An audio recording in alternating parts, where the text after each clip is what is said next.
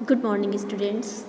आज हम आपको नेक्स्ट चैप्टर 8 क्षेत्रीय आकांक्षाएं पढ़ाने जा रहे हैं। क्षेत्रीय आकांक्षाएं,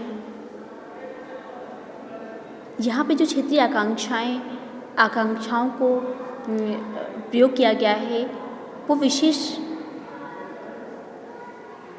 किसी क्षेत्र विशेष की भाषा में क्या किया गया है, अभिव्यक्त किया गया है तथा ये आकांक्षाएं शासकों या स्थानीय जनता को क्या करती हैं, संबोधित करती हैं। और ये देखिए पोस्टर, देखिए इस पोस्टर में किसी क्षेत्रीय शासकों या स्थानीय जनता को संबोधित करने का प्रयास किया गया है और इसमें 7 भाषाओं का यूज़ किया गया है। इस पोस्टर में कितनी भाषाओं का? 7 भाषाओं में। और ये पोस्टर इस बात का स्पष्ट करता है कि क्षेत्रीय आकांक्षाओं का राष्ट्रीय भावनाओं से कोई बुनियादी टकराव नहीं है।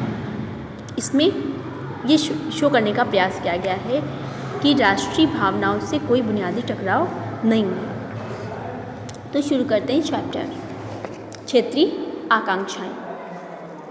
स्वतंत्रता प्राप्ति के पश्चात, क्योंकि आप सभी को पता है कि हमारा देश ब्रिटिश शासकों के अधीन रहा था बहुत लंबे समय तक, और 1947 में क्या हुई, स्वतंत्रता प्राप्त हुई।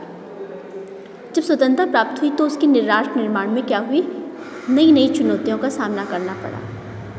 कुछ पुरानी समस्याओं का भी पूरी तरह से क्या हुआ था, समाधान नहीं हो पाया था।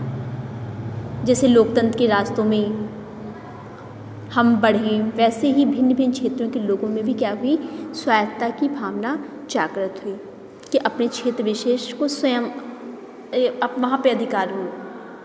अलग प्रांत बनाने की मांग धीमे धीमे जागृत होने लगी। स्वायत्तता की आकांक्षा की अभिव्यक्ति भारत के संघीय ढांचों की सीमाओं को पार कर गई। कहने का मतलब ये है कि केवल भारत में ही स्वायत्तता की मांग के लिए आंदोलन नहीं किए गए, बल्कि विदेशों में भी क्या किया गया, लोगों में आकांक्षाएं उठने लगी और स्वायत्तता की मांग के लिए कभी कभी हिंसक रूप भी लोगों ने क्या किया, अपनाया।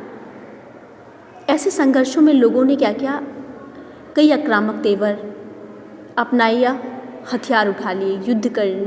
युद्ध की स्थिति हो गई, हिंसा की स्थिति हो गई। 1980 के दशक में नई चुनौती एक और सामने आई। इस समय क्या था, जनता पार्टी की सरकार थी, क्योंकि इससे पहले क्या था, लंबे समय तक क्या था कि कांग्रेस की सरकार थी। और अब 1980 के बाद क्या हुआ कि भारतीय जनता पार्टी, जो जनता पार्टी के रूप में गैर कांग्रेसवाद का प्रयोग अंतिम सांसें ले चुका था। और राजनीति में क्या हो गई थी, स्थिरता की स्थिति थी।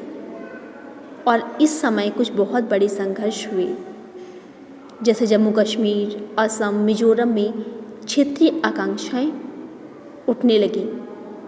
तो इस चैप्टर में हम जम्मू कश्मीर, पंजाब, असम और मिजोरम में जो भी स्वायत्तता की मांग के लिए जो प्रयास किए गए, उनके विषय में हम जानेंगे।